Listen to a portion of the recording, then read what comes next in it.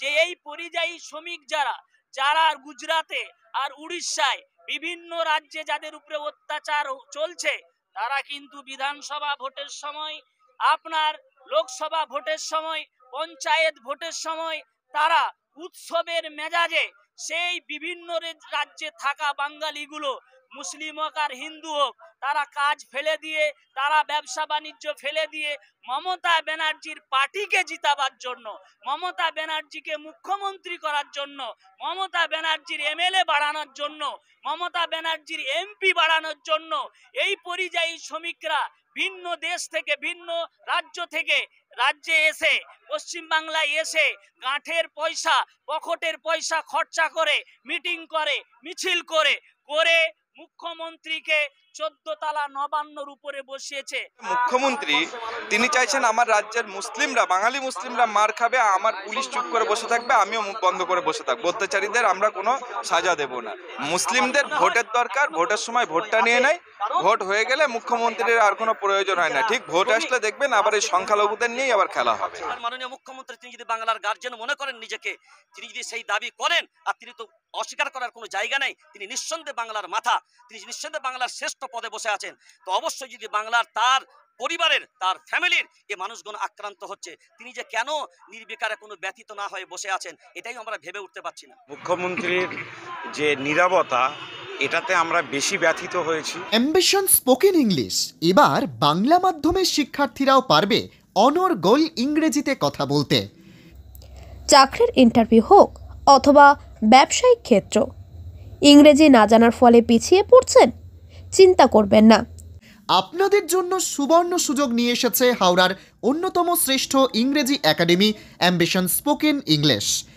আমাদের এখানে উন্নত মানের স্মার্ট ক্লাসের মধ্য দিয়ে মাত্র কয়েক মাসের কোর্সের মাধ্যমে ইন্ডিয়া বুক অব রেকর্ড অর্জনকারী এক্সপার্ট ফ্যাকাল্টি রিয়াজুল মল্লিকের সাহায্যে আপনি শিখতে পারছেন ইংরেজিতে public speaking, group discussion, British accent, unique grammar সহ আরও অনেক কিছু। আমাদের ঠিকানা আমতা কলাতলা মোড়। তাহলে আর দেরি করছেন কেন? আজই কল করুন 9748910191 এই। বিগত দিনে আমাদের রাজ্যের বাঙালিরা অন্যান্য স্টেটে তারা অত্যাচারিত হয়েছে, সেই অত্যাচারটা ছিল একটা অন্য রকমের অত্যাচার, একটা ব্যবসায়িক লেনদেন, হিন্দি ভাষী বাংলা ভাষীর একটা অত্যাচার ছিল। কিন্তু আজকের দিনে বাংলার বাইরে গুজরাট বা অন্যান্য উড়িষ্যা এইসব রাজ্যতে বাঙালি মুসলিমদেরকে অত্যাচার করা হচ্ছে। কেন? প্রথমত হচ্ছে বাঙালি মানে তাদেরকে বাংলাদেশি বলা হচ্ছে, কিন্তু আমরা তো পশ্চিমবাংলায় বাংলা ভাষী, অথবা আমাদেরকে তারা বাংলাদেশি সাজিয়ে দিচ্ছে, দিয়ে ভোটার কার্ড আধার কার্ড কেড়ে নিয়ে তাদেরকে মারা হচ্ছে, অত্যাচার করা হচ্ছে। পশ্চিমবঙ্গ সরকার তার কোনো ভূমিকা নেই, কোনো চিন্তাভাবনা নেই।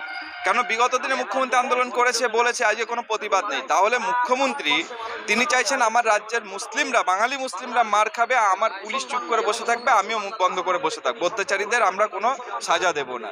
অতএব এটা মুসলিম নিধনের একটা চক্রান্ত গোটা ভারত জুড়ে চলছে, তার ভিতরেও পশ্চিমবাংলা জুড়ে গিয়েছে, এটা আমরা মনে করছি। মুখ্যমন্ত্রীর পদক্ষেপের কোনো দরকার হয় না, মুখ্যমন্ত্রীর ব্যাপার হচ্ছে ওনার ভোটটা দরকার হয়। মুসলিমদের ভোটের দরকার, ভোটের সময় ভোটটা নিয়ে নেয়, ভোট হয়ে গেলে মুখ্যমন্ত্রীর আর কোনো প্রয়োজন হয় না। ঠিক ভোট আসলে দেখবেন আবার এই সংখ্যালঘুদের নিয়েই আবার খেলা হবে, এই ছাড়া কিছু না। এই যে অবিলম্বে উচিত, আমাদের দাবি উনি আমাদের রাজ্যের সমস্ত যে সমস্ত বাইরের ভিন রাজ্যের যেখানে আমাদের বাঙালিরা মার খাচ্ছে তাদেরকে এখান থেকে হাঁটিয়ে দাও, বের করে দাও। আর যারা আমাদের ছেলেদের বাঙালিদের অত্যাচার করেছে বাংলার পুলিশ দিয়ে তাদেরকে অবিলম্বে গ্রেপ্তার করা হোক, বা স্বরাষ্ট্রমন্ত্রীকে চিঠি করুক, উনি যথাযথ প্রেস বিবৃতি দিক, ব্যবস্থা করুক। উনি না করে বসে আছে কেন? না, ওই গুজরাটি ভাইয়েরা, দিল্লির ভাইয়েরা, তারা ওনারা অত্যাচার করছে, তাদের সামিল হতে হবে, যে কারণে উনি চুপ করে মুখে ক্রুপ বেঁধে আছে। ভারতবর্ষ সরকার জানে যে সংখ্যালঘু, বর্তমান যাদেরকে সংখ্যালঘু বলা হচ্ছে এরা কিন্তু সংখ্যালঘু নয়। এইটা ভারতবর্ষের সরকারের মাথা ব্যথা। কেননা যখন জাতি জনগণনা হবে তখন পরিষ্কার হয়ে যাবে যে সংখ্যালঘু মুসলমানরা নয়, সংখ্যাই গরিষ্ঠ।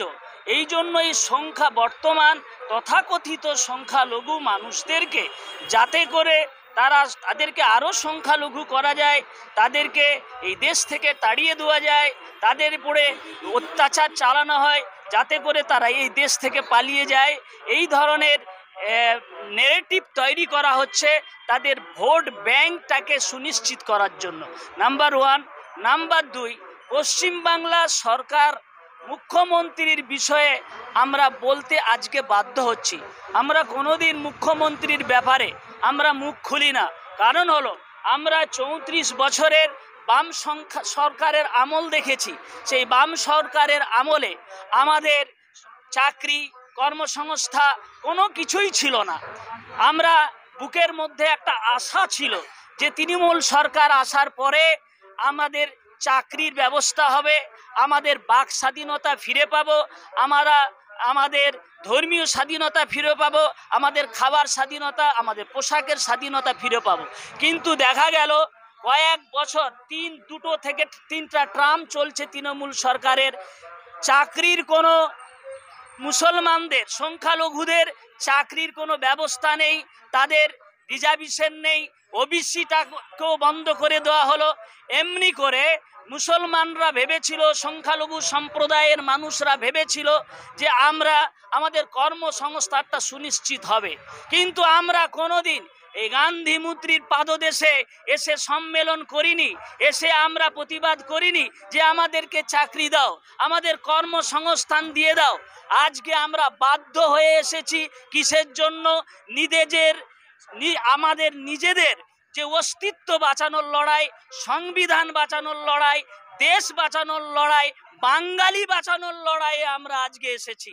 আমি বলতে চাই যে এই পরিযায়ী শ্রমিক যারা গুজরাটে আর উড়িষ্যায় বিভিন্ন রাজ্যে যাদের উপরে অত্যাচার চলছে, তারা কিন্তু বিধানসভা ভোটের সময়, আপনার লোকসভা ভোটের সময়, পঞ্চায়েত ভোটের সময় তারা উৎসবের মেজাজে সেই বিভিন্ন রাজ্যে থাকা বাঙালিগুলো, মুসলিম হোক আর হিন্দু হোক, তারা কাজ ফেলে দিয়ে, তারা ব্যবসা বাণিজ্য ফেলে দিয়ে মমতা ব্যানার্জির পার্টিকে জিতাবার জন্য, মমতা ব্যানার্জিকে মুখ্যমন্ত্রী করার জন্য, মমতা ব্যানার্জির এমএলএ বাড়ানোর জন্য, মমতা ব্যানার্জির এমপি বাড়ানোর জন্য এই পরিযায়ী শ্রমিকরা ভিন্ন দেশ থেকে, ভিন্ন রাজ্য থেকে রাজ্যে এসে, পশ্চিমবাংলায় এসে গাঁঠের পয়সা, পকেটের পয়সা খরচা করে মিটিং করে, মিছিল করে মুখ্যমন্ত্রীকে 14 তলা নবান্নর উপরে বসিয়েছে। আজকে দুঃখের বিষয়, সেই পরিযায়ী শ্রমিকরা বিভিন্ন রাজ্যে মার খাচ্ছে, নিপীড়িত নির্যাতিত হচ্ছে, উলঙ্গ করে মারা হচ্ছে। অপরাধ কি? তারা বাংলা ভাষাভাষী। বাংলা ভাষাভাষী যদি অপরাধ হয়, তাহলে রবীন্দ্রনাথ ঠাকুর তো বাংলা ভাষার এমন বড় একজন কবি ছিলেন, তিনি নোবেল পুরস্কার পেয়েছিলেন। বাঙালির উপরে অত্যাচার করা মানেই রবীন্দ্রনাথ ঠাকুরকে অপমান করা, বাংলা ভাষাভাষীকে এই বৈষম্যে অত্যাচার করা মানেই নেতাজি সুভাষচন্দ্র বসুকে অপমান করা, বাংলা ভাষাভাষী বলেই এই অপরাধে অত্যাচার করা মানেই ঈশ্বরচন্দ্র বিদ্যাসাগর স্বামীজিকে অপমান করা।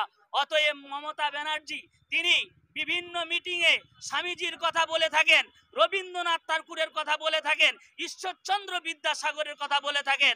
আজকে আমি এই গান্ধী মূর্তির পাদদেশ থেকে মমতা ব্যানার্জির কাছে আবেদন করব, যে সমস্ত পরিযায়ী শ্রমিক বিভিন্ন ভিন রাজ্যে আছে, অত্যাচারিত হচ্ছে, সেই সরকারের কাছে গিয়ে বৈঠক করে তাদেরকে নিরাপত্তা দেওয়া, সেখানে তাদের কর্মসংস্থান সুনিশ্চিত করা।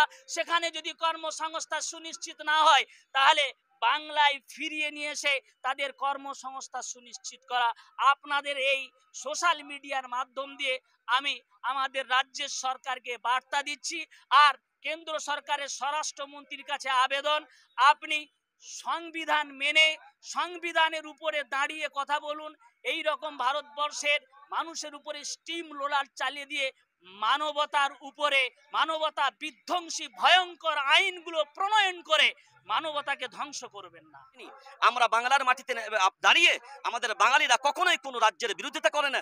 আমাদের রাজ্যেও তো ভিন্ন ভিন্ন রাজ্যের মানুষ এখানে আপনার কর্ম করে খাচ্ছে। আজও পর্যন্ত বাংলার মাটি থেকে আমরা কোনোদিন তাদেরকে বিতাড়িত করার চক্রান্ত করিওনি এবং তাদের বিরুদ্ধে কোনোদিন আন্দোলন করিনি। কিন্তু আজকে বাধ্য হয়ে আমরা কথা প্রকাশ করতে বাধ্য হচ্ছি যে আজকে উড়িষ্যার মাটি থেকে যদি আমার রাজ্যের মানুষ মানুষ যদি নিরাপদে না থাকে, তাহলে সেই রাজ্যের মানুষ এখানে বসবাস করবে, তারা কর্ম নিয়ে আপনার নিশ্চিন্তে থাকবে, তাহলে আমরা তাদেরকে এখানে কেন থাকতে দেবো? তাহলে সেই কর্মের জায়গাগুলো আমরা আমাদের ভিন্ন রাজ্যে যারা আছে তাদেরকে বলবো, ভাই আপনারা আসুন আমাদের বাংলার মাটিতে, আপনারা এখানে এখানেই জীবিকা অর্জন করুন, যেভাবে আপনারা পারবেন এখানে থাকুন। কিন্তু বড় আফসোস, আজকে যদি প্রশাসন ঘুমিয়ে থাকে, সরকার যদি চোখ বন্ধ করে থাকে, তাহলে এর থেকে আর লজ্জার কিছু নাই। কারণ এ দায়িত্ব আমাদের ছিল না, এটা সরকারের ছিল। কিন্তু সরকার যখন পালন করবে না, জনগণকেই সেই দায়িত্ব নিতে হবে। তাই আজকে আমরা বাধ্য হয়ে পথে নেমেছি। আমরা এর তীব্র ভাষায় কন্ডেম করেছি। মুখ্যমন্ত্রীর যে নীরবতা, এটাতে আমরা বেশি ব্যথিত হয়েছি।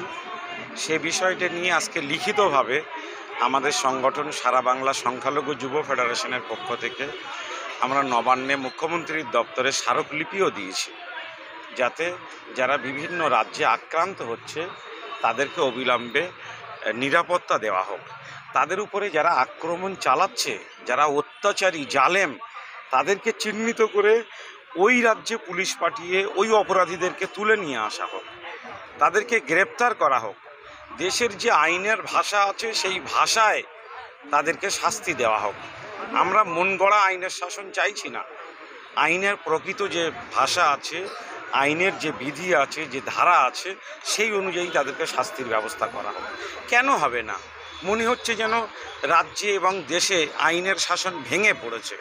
এরকম অরাজকতা বিগত দিনে আমরা তো দেখিনি। আমি 30 বছর ধরে কলকাতায় আন্দোলন করি, একটা গণ আন্দোলনের কর্মী। আমি কখনো দেখিনি যে এভাবে রাজ্যে এবং দেশে আইনের শাসন ভেঙে পড়তে। কিন্তু আজকের স্বাধীনতার 80 বছর পরে এসে দেখছি যে আইনের শাসনটা গোটা দেশ জুড়ে ভেঙে পড়েছে। অপরাধীরা সর্বত্র দৌরাত্ম্য চালাচ্ছে, ফ্যাসিবাদী শক্তি তাদের মদত দিচ্ছে।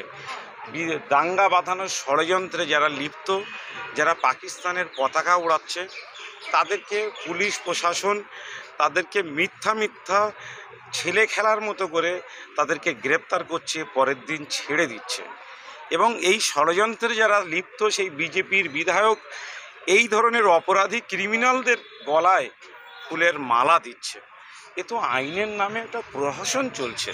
পুলিশকে কাজে না লাগিয়ে, বিচার ব্যবস্থাকে কাজে না লাগিয়ে যদি মনে করে যে অপরাধীদের দিয়ে নেটওয়ার্ক তৈরি করে ক্ষমতায় থাকবো, মানুষ তো এই জিনিস বেশি দিন মেনে নেবে না, বরদাস্ত করবে না।